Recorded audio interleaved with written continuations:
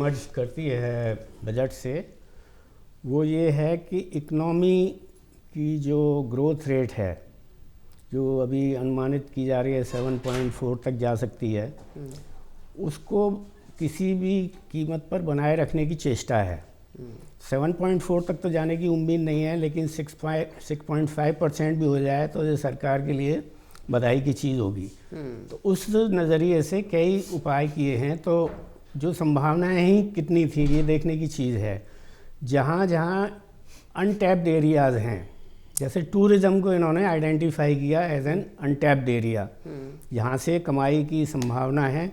विदेशी लोग आएँ भारत में, मेडिकल टूरिज़्म के लिए आएँ, यहाँ पर चिकित्सा के लिए आएँ, यहाँ पर अपने डॉलर लेके आएँ, पाउंड यूरो लेके आएँ, पाउंड लेकर के आएँ, येन लेकर के आएँ, सस्ती चिकित्सा उपलब्ध होगी। इसीलिए मेडिकल टूरिज़्म से रिलेटेड जो फैसिलिटीज़ हैं उन पर काफ़ी इन्वेस्टमेंट करने का जोर है।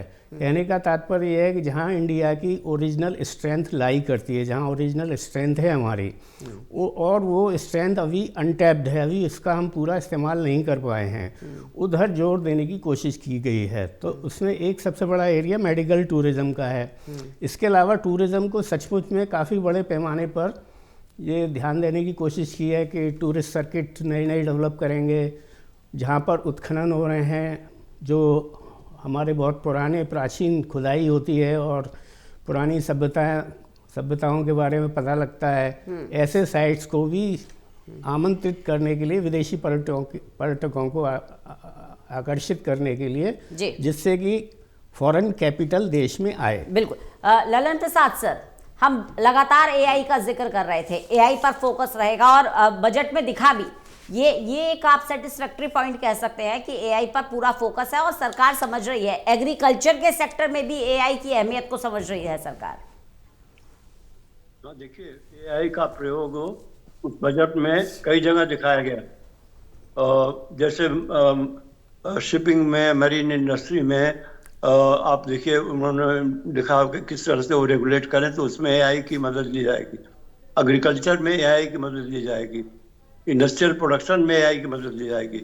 ये बात मैंने पहले भी कहा था कि एआई का जितना भी संभव यूज हो सके इंडस्ट्रियलाइजेशन के प्रोसेस में और ट्रेड और बिजनेस में, उसको सरकार को बढ़ावा देना चाहिए।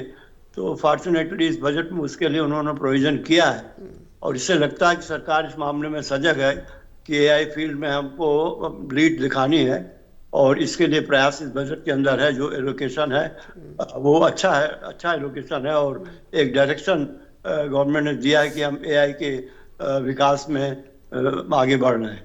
Sir, semiconductor, mining, minerals, energy, इस सेक्टर पर भी सरकार का फोकस है। कुल मिलाकर आप ये कह सकते हैं कि क्योंकि आप विकसित भारत का विजन लेकर चल रहे हैं, इसलिए इन तमाम बिंदुओं पर फोकस किया गया है। इसमें कोई शक नहीं कि सरकार का विजन तो ठीक है इसमें कि हम जो मॉडर्न टेक्नोलॉजी है उसको आगे बढ़ाएं। अब देखिए, जो कस्टम ड्यूटी में भी जो चेंजेस किए गए हैं, रिडक्शन की गई है, तो उसमें एक बहुत बड़ी चीज़ ये है कि जो हाई टेक की चीज़ें हैं इंपोर्ट हो रही हैं और हमारे इकानमी को बूस्ट करने के लिए कैपिटल गुड्स हैं और इस तरह के, तो उनके ऊपर कस्टम ड्यूटी कम हो गई है। तो इसका बड़ा अच्छा असर होगा। और इस तरह से जो प्रोसेस हमने शुरू किया, अब क्रिटिकल मिनरल्स की बहुत आवश्यकता है, उसके लिए देखिए क्रिटिकल मिनरल्स के लिए कॉरिडोर बनाने की बात हो रही है, उसमें भी एआई का प्रयोग होगा और उसमें जो स्टेट कनेक्टेड है उनको एक साथ कनेक्ट करके और कोशिश की जाएगी कि माइंस और मिनरल्स जो इंडस्ट्री हमारी है उसको और प्रॉस्परस करें, उसको और आगे बढ़ाएं और उसमें हम आत्मनिर्भरता बना पाएं। तो इस दिशा में बजट में अच्छा कदम उठाया गया। इसके लिए हम समझते हैं कि निर्मला जी को अप्रिशिएट करना चाहिए। जी विनोद सर, क्योंकि बजट में कुछ ऐसे सेक्टर्स हैं जिन्हें थोड़ी सी निराशा हाथ लगी है, जैसे कि सैलरीड क्लास, लेकिन अगर आप डिफेंस सेक्टर की बात करेंगे तो डिफेंस सेक्टर पर फोकस है सरकार का। रक्षा बजट को पूरी तरह से ध्यान में रखकर वित्त मंत्री ने अनाउंसमेंट करी है। बिल्कुल, जो मैं पहले भी कह रहा था कि जो अनटैप्ड एरियाज़ हैं और जहाँ पर जो है अब भारत की अर्थव्यवस्था उनका इस्तेमाल कर सकती है, उधर ही जोर देने की कोशिश है। डिफेंस भी एक ऐसा ही एरिया है। अभी आपको ध्यान होगा कि कुछ ही दिन पहले यूरोपियन यूनियन से एक पैक्ट हुआ तो उस पैक्ट से एक चीज़ उभर के आई कि मदर ऑफ ऑल डील्स।